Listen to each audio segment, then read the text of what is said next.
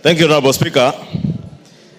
Honorable Speaker, I beg to move that further to the resolutions of the House of 5th and 6th March 2025 regarding the reconstitution of committees, this House resolves as follows. One, that with respect to departmental committees, where a chairperson or vice chairperson is ordinarily elected for the term of Parliament, the elections will only be undertaken for the positions of chairperson or vice chairperson, which fell vacant as a result of the recent reconstitution of committees, being the following. A, chairpersons for the departmental committees on energy, environment and forestry and mining, health, labor, and trade, industry and cooperatives. And B, the vice chairpersons for the departmental committees on education, lands, regional development, and tourism and wildlife. And two, that with respect to all other select committees which were reconstituted pursuant to the standing orders and whose leadership also lapsed at the commencement of this session, elections for all chairpersons and vice chairpersons will be undertaken for the respective vacant positions as per the schedule circulated by the clerk on the 6th of March 2025. Honorable Speaker, the import of this motion is to allow the House to elect chairs and vice chairs for the 18 committees, select committees whose term had lapsed. And therefore, since the term had lapsed, they had no chairs and vice chairs, and they are naturally going to hold elections to elect their chairs and vice chairs. Two is to limit our elections of departmental committees to only the chairs and vice chairs who were affected by the reconstitution of committees, because they are chairs, for instance, of the Committee of Forestry, Energy, Trade, Industry and Cooperatives, whose chairs were able to be moved from one committee to the other, and therefore those committees do not have substantive chairs. The same with the departmental committees on tourism and wildlife, regional development, education and lands. The vice chairs again were moved, and therefore they will be expected to hold elections for those vice chairs. And the import of that for all the other chairs is that, and vice chairs, is that we shall not have elections for all the other chairs and vice chairs. Honorable Speaker, I heard you asking the Honorable Oudo to go back to his usual seat. And it is only Honorable Oudo and members of the Public Accounts Committee who would understand why the Honorable Oudo had to move from one point to the other, because I have seen his form somewhere. And there's a lot of lobbying, jostling for these positions. Therefore, we want to make sure that for orderly conduct of business, because we're also in a very important season, the budget making process. For instance, as I mentioned today, the liaison committee that has all chairs is sitting now, even as we sit here. And therefore, we do not want to disrupt them with elections, and they have a lot of work ongoing, Honorable Speaker. And therefore, beg to move, as we agreed in the House Business Committee, to this motion that we move.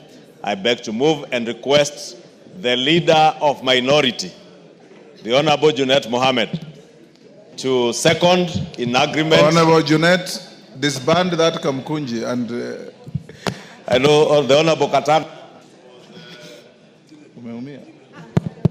I was asking the Leader of Minority to second, and the Honorable Katana is distracting him. And you know, before the Honorable Junet walked in, and I know he was in a meeting in his office with members of his coalition, the Honorable Amboka was seated where he seated. And when I requested him to second on behalf of the Leader of Minority, he purported to be the acting Leader of Minority. And that is why you saw the Honorable Junet walking very fast, because there cannot be an acting Leader of Minority. The Leader of Minority is present. And I invite him to second this motion in agreement. Thank you. Thank you, Mr. Speaker. I stand to second the motion as moved by the majority leader. Having said, Mr. Speaker, I'm shocked that Honorable Wamboka was masquerading as a minority leader, Mr. Speaker, in the House, Mr. Speaker, in my absence. Mr. Speaker, that is very dangerous and bad manners, Mr. Speaker. It's treasonous, Mr. Speaker, because this is the man who has just come to Parliament the other day. I was showing him where washrooms are, where, food is taken. Mr. Speaker, I've taken him around everywhere, but now he's masquerading. Mr. Speaker, I'm really shocked, but I will deal with him in accordance with the standing orders, Mr. Speaker. Mr. Speaker, I start to second, and what the majority leader has moved is that, there are committees that have, their term has lapsed. The select committees, budget committee, PIC, PAC, and other things. But there are committees also, Mr. Speaker, whose terms have not lapsed. So there was a kind of agitation in the House that people want to contest for all committees when they are chairs who are chairmen or chairpersons who are in office legally. Mr. Speaker, what we are having now is just a mini election. The general election is coming ahead of us. So hold your horse. This is just a small election or a mini election and mid-term elections. But the real election is ahead of us. So those committees, the standing order is very clear. There are committees that were supposed to serve for 2 years. Their term has lapsed. But the committees that were supposed to serve for full term, those ones cannot be subjected to an election. Their term will lapse at that time when the 5-year period ends, Mr. Speaker. So that is the clarification this motion of the majority leader is making, Mr. Speaker. Because I have seen chairs who are under threat. Now the chair of Transport Committee, people are campaigning for it. I was wondering when has his term ended. The man even looked malnourished today. If you look at him, Mr. Speaker, he's really worried, Mr. Speaker. So this motion is going to protect him. This motion is going to defend him. So with those few remarks, Mr. Speaker, I second.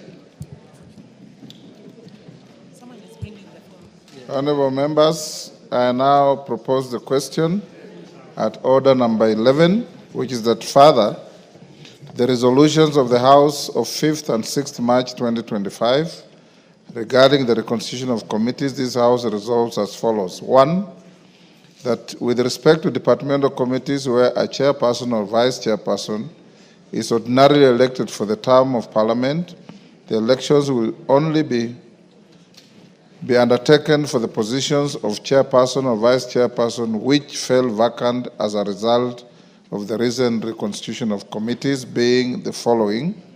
A, chairpersons for the departmental committees on energy, environment, forestry and mining, health, labor, trade, industry and cooperatives, and B, vice chairpersons for the departmental committees on education, lands, regional development, and tourism and wildlife. 2, that with respect to all other select committees which were reconstituted pursuant to the standing orders and whose leadership also lapsed at the commencement of this session, elections for all chairpersons and vice chairpersons will be undertaken for the respective vacant positions as per the schedule circulated by the clerk on 6th March 2025. I put the question. Honorable members, I now put the question and order number 11, which is that further the resolutions of the House of 5th and 6th March 2025 regarding the reconstitution of committees, this House resolves as follows. 1, that with respect to departmental committees where a chairperson or vice chairperson is ordinarily elected for the term of Parliament, the elections will only be undertaken for the positions of chairperson or vice chairperson which fell vacant as a result of the recent reconstitution of committees, being the following. A, chairpersons for the departmental committees on energy, environment, forestry and mining, health, labor, trade, industry and cooperatives, and B, vice chairpersons for the departmental committees on education, lands, regional development, tourism and wildlife, and 2, that with respect to all other select committees which were reconstituted pursuant to the standing orders and whose leadership also lapsed at the commencement of this session, elections for all chairpersons and vice chairpersons will be undertaken for the respective vacant positions as per the schedule circulated by the clerk on 6th March 2025. As many as of that opinion say aye. Aye. Will those of the contrary opinion say nay? The ayes have it. Next. Now, Milemba. Honorable Speaker, you can start afresh. I will come in a different style now, Honorable Speaker. Matters related to budget making are expressly documented in the Constitution. And in particular, matters relating to public participation are equally touched in the Constitution in Section 221, Section 5 of 221, which indicates that in discussing and reviewing the estimates, the committee shall seek representations from the public, and the recommendations shall be taken into account when the committee makes its recommendations to the National Assembly. Honorable Speaker, that has been the practice of this House, that in every budget-making process, usually the budget committee will move around in 5 or so counties and pick public participation. And usually they are allocated about 2 billion to every county or 5 counties where the public participation has been done. Honorable Speaker, during this session of Parliament, that has happened, and about 21 counties have benefited. But in the last year's public participation, Vihiga, among other counties, had their chance for public participation. It was insinuated that this public participation would continue and all the counties would benefit. But following what happened in the budget committee, and possibly that's why we have changed, or you are changing the leadership of the budget committee, which misused the clause of public participation and actually abused it by increasing that figure from 2 billion to over hundreds of billions. A guillotine, Honorable Speaker, was placed on public participation, and which has disadvantaged Vihiga as a county plus other counties, which if they are here, they should speak on this. And the monies that otherwise were put in public participation genuinely, not these other monies that is an addition that is not known where it's going to, where you will find that one constituency is having monies up to 1 billion for public participation.